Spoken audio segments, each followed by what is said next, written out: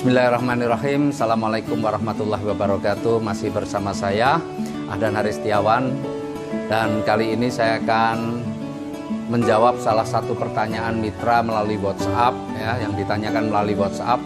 Tentang apa pertanyaannya? Pertanyaan Pak Ahdan, bagaimana kira-kira PT BES ini bisa bertahan jangka panjang atau tidak, atau hanya untuk sesaat? Nah, maka saya perlu jawab itu karena pertanyaan serupa mungkin juga dari mitra-mitra yang lain juga ada yang menanyakan. Nah, sebenarnya perusahaan itu untuk tutup itu pasti ada sebabnya. Ya, menurut saya setidaknya ada 5 sebab. Yang pertama adalah karena ditutup oleh pemerintah. Kenapa perusahaan itu bisa ditutup pemerintah? Bisa jadi karena legalitasnya tidak lengkap. Bisa jadi karena produknya ya, itu adalah produk yang dilarang untuk dipasarkan. Nah, banyak nggak yang seperti itu? Wah, kamu banyak sekali. Terutama perusahaan-perusahaan yang money game, yang memang dia didirikan itu tanpa legalitas, karena tidak akan pernah bisa mendapatkan izin dari pemerintah. Money game tidak akan pernah bisa mendapatkan izin. Nah, bagaimana dengan PT BES? Alhamdulillah, PT BES semua legalitasnya sudah lengkap.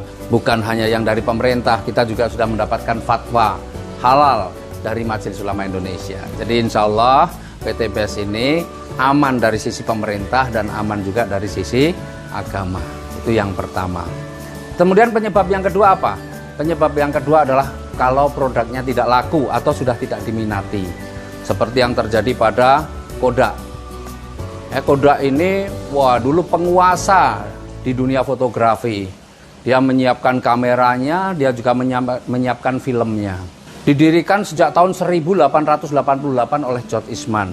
Tapi 2009 dia bangkrut. Kenapa? Karena mulai 2009 masyarakat sudah banyak yang berganti dengan teknologi digital. Sementara Kodak tidak berubah. Kodak tidak mengembangkannya di industri digitalnya. Maka masyarakat sudah tidak lagi memerlukan kamera-kamera analog yang diproduksi oleh Kodak. Akhirnya Kodak bangkrut.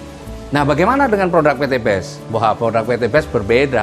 Produk PT BES justru saat ini sedang booming-boomingnya. Bukan hanya di negara kita, bukan hanya di dalam negeri, bahkan sampai ke mancanegara, ke negara-negara lain, bukan hanya di Asia Tenggara, bahkan sampai di seluruh dunia. Kita sudah ada, produk kita ini sudah ada di Saudi, di Mesir, di Filipina, bahkan di Amerika, ya, di samping tentunya di negara tetangga kita, Brunei, Malaysia itu sedang booming.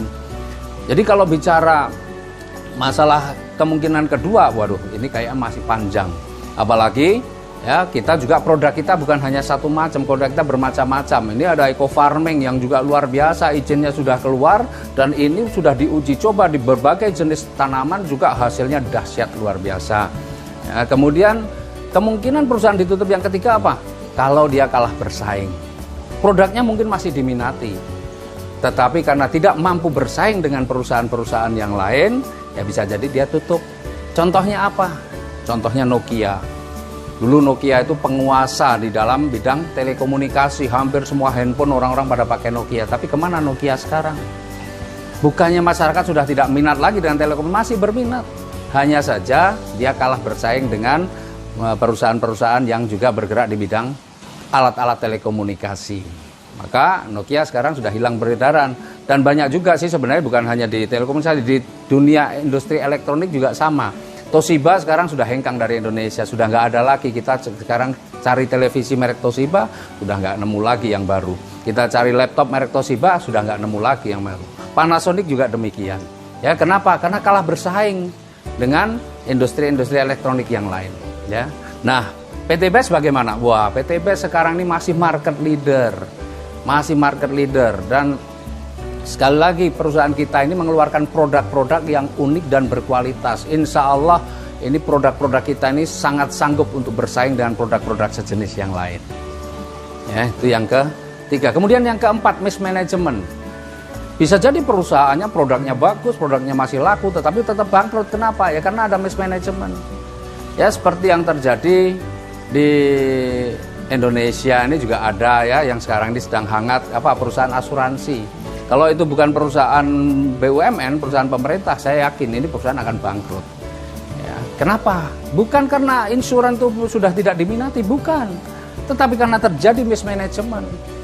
Sehingga mengakibatkan kerugian besar pada perusahaan yang berpotensi untuk terjadi kebangkrutan, dan kalau itu swasta kemungkinan besar akan tutup. Ya, dan PT BES bagaimana? Owner kita ini bukan orang baru di dunia usaha. Beliau ini orangnya cerdas dan sudah malang melintang di dunia usaha, bahkan sejak umur 25 tahun pun beliau sudah menjadi pengusaha dengan omset ratusan miliar per bulan.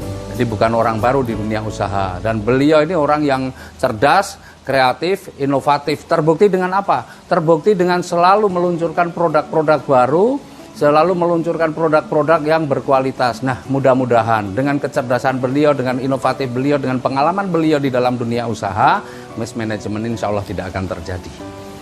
Kemudian yang kelima, yang terakhir, penyebab perusahaan itu tutup apa? Kalau terjadi force majeure. Force majeure contohnya apa? Ada bencana alam, terjadi peperangan, bisa jadi itulah yang menyebabkan perusahaan akhirnya tutup, tidak bertahan. Atau mungkin juga ini bisa kita masukkan kategori force majeure apa? Ketika keluar kebijakan pemerintah yang melarang atau melarang satu komoditas tertentu.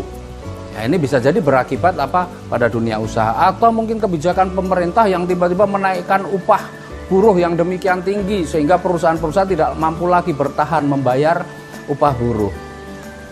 Ya, nah itu bisa juga menyebabkan perusahaan tutup. Nah, insya Allah ini wallahu alam, kita nggak tahu, tapi kita doakan sama-sama mudah-mudahan PT BES tetap bertahan, tetap jaya, dan memberikan manfaat untuk semakin banyak umat, dan PT BES mudah-mudahan menjadi perusahaan yang kelasnya bukan hanya kelas nasional, dan insya Allah PT BES menjadi perusahaan kelasnya kelas internasional. Nah, jadi ini adalah jawaban saya. Insya Allah Bapak Ibu yang punya pertanyaan sejenis bisa menjadi tenang, bisa menjadi yakin, dan tidak galau. Ya, boleh perusahaan lain pada tutup, tapi insya Allah PT BES tetap akan bertahan, dan insya Allah PT BES tetap jaya. Salam sinergi, go berkah, no riba. Billahi taufik wal hidayah. Assalamualaikum warahmatullahi wabarakatuh.